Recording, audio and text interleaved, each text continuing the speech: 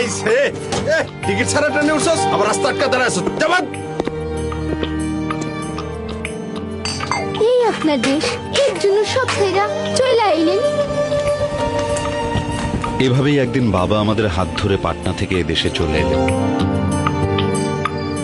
চাকরিও পেয়ে গেলেন একটা নাইট গার্ডের।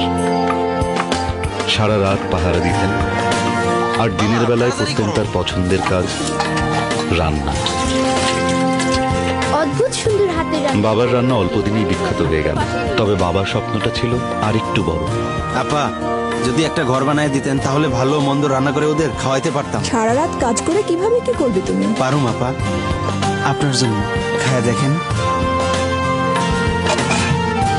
বড় আপা রাজি হলেন আর এই ক্যান্টিন থেকে শুরু হলো বাবার 3 বদল। আমার বাবা ফখরুদ্দিন বাবুর্চি। বাবা আজ নেই, কিন্তু তার দেখানো স্বপ্নে বদলে গেছে আমাদের দিন।